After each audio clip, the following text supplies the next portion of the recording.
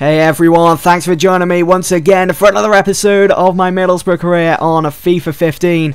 There's been so many ups and downs so far this season. We're still in January, the transfer window is still open. In the last episode you saw that I put in an offer for Nathan Redmond of Norwich City, because Norwich at the time, they were after Parmesan, and I thought maybe I could get a deal together there, maybe offer them Parmesan in a part exchange with a bit of money on the side as well to bring Nathan Redmond to Middlesbrough, because he is a player that I've been looking at. In the end, they said it wasn't acceptable. They put a price tag of 3.2 mil on Redmond's head, and obviously I didn't have the budget for that, but I did think at the time, you know, because I'm offering Parmesan, I mean, they were offering something like 1.2 mil at the time, and I was like, well, can't you just knock off like a mil or 2 mil off Nathan Redmond's overall transfer and have Parmesan, a player that you was after a minute ago? But obviously they didn't want him enough where they would have to let Nathan Redmond go.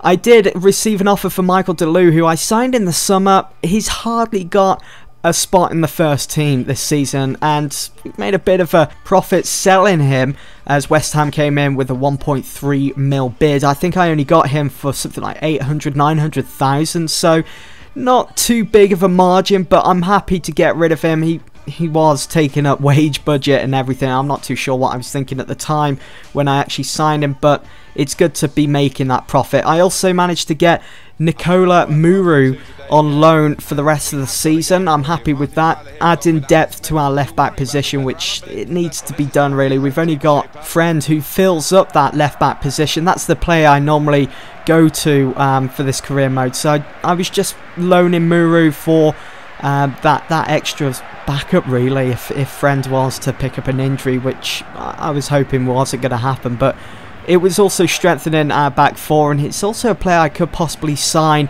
if we do get promoted into the Premier League, because I know that he does develop pretty well, seeing that he's at the age of 20.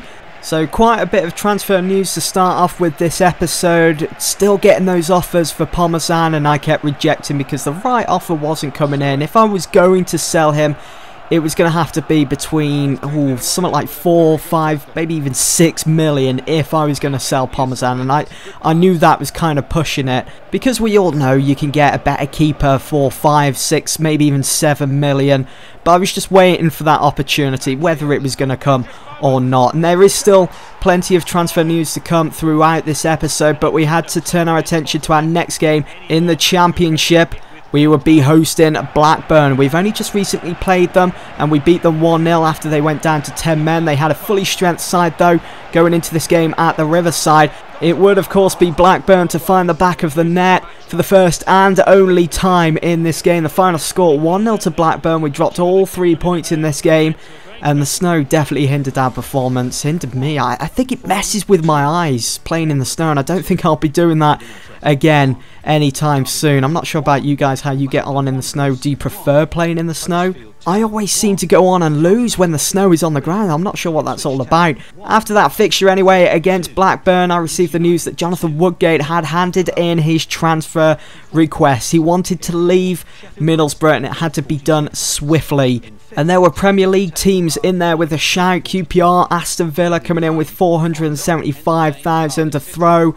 And I was happy to accept that, get rid of Jonathan Woodgate, get rid of that dead word almost, so we can free up some slots and maybe bring in another player in this January transfer window, or we can rebuild again in the summer. Our next game would be at home against Wigan in the Championship, but as you just saw on the calendar, we have been drawn against Southampton in the FA Cup. That's right, because we beat Chelsea in the last episode. That was a fantastic result, by the way. We thrashed them 3-1 at Stamford Bridge. Not everyone can do that, but we came up with the goods in that game, beat Chelsea, got through to the next round. Now we've got to play another Premier League team, which is Southampton. The fixture is going to be played at the Riverside, so we've got that slight advantage of being in front of the home fans. Just had to make sure that we could win our next game here against Wigan. Try and build up that momentum heading into that FA Cup fixture. Didn't want to let ourselves down. Didn't want to let the fans down after beating Chelsea, who are contenders for the Premier League title this season. Didn't want to let them down. Tomlin fed the ball through to Kike here. He beat his man, and from there on, it was just a simple finesse shot into the back of the net, putting Middlesbrough 1-0 up with just 6 minutes to go. And that, for me, is one of my better finishes, I think, for Middlesbrough this season. Probably one of my favourite goals. It was a feather of a touch from Kike, so delicately done. And that would be the final score. 1-0 win against Wigan. Nothing to really lift our spirits heading into that FA Cup fixture against Southampton. But a win is a win, and it's keeping us on track for promotion to the Premier League. Jumping straight into that FA Cup fixture anyway against Southampton at the Riverside. I was looking forward to this game because we've already played 2 Premier League sides. The first one being QPR. We lost against them, as you know, in the Capital One Cup because we're not in that competition anymore. And as I've already mentioned, we beat Chelsea at Stamford Bridge. And I was going to keep that game in mind, use it as a bit of inspiration in this one against Southampton. They can be a tricky opposition, as I know myself after doing my Manchester United career. Always difficult task. And look at the team that Koeman had decided to put out. They have Forster and goal, Long up front, Ward-Prowse, Rodriguez, Davis, Wanyama. There was no holding back for Ronald Koeman. He definitely wanted to win this game, and of course he has every right to do that. I mean, the FA Cup, it's a special competition to go all the way to Wembley and actually win, and Southampton certainly have a team that are capable of doing such a thing. Now, going back to keeping that game against Chelsea in mind, I wanted to adopt that same style of play, that same pragmatic style, being careful and planning out what I wanted to do against the Premier League side. And you have to do that, especially on FIFA, when you come up against bigger teams which have better players. And it certainly worked again.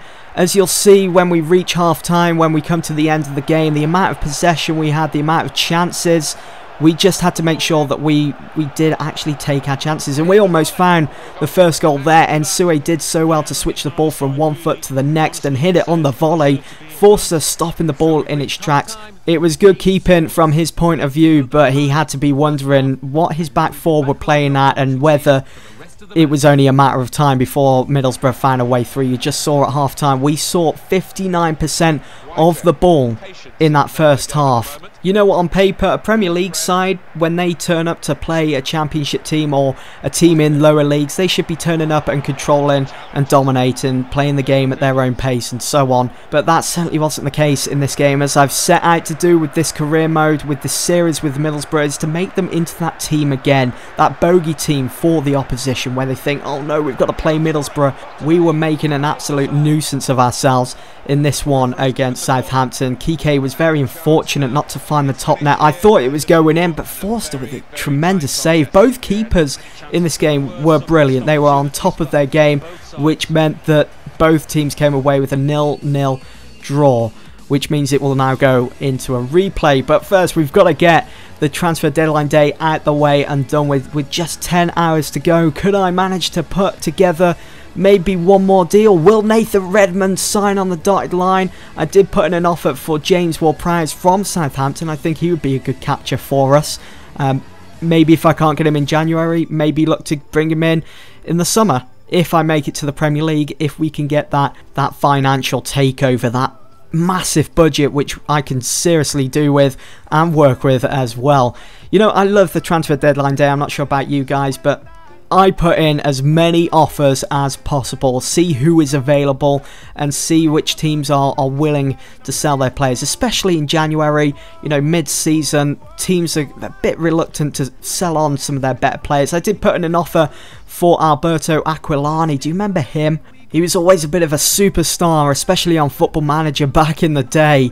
And I did put in an offer of 2.4 for him. I mean, they were looking for 5 million Fiorentina, but I had my fingers tightly crossed that Fiorentina would accept the reduced transfer bid for Aquilani. It would be great to have him in the team.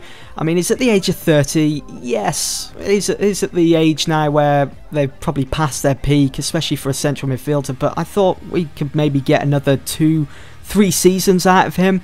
But in the end, Fiorentina stood their ground. They didn't want to accept anything lower than 5 million. So we missed out, unfortunately, on Aquilani. Elsewhere, Tottenham had signed Dos Santos. They also sold Hugo Lloris, which was a bit of a surprise, especially in January, to Dortmund. He's going to be playing in the Bundesliga.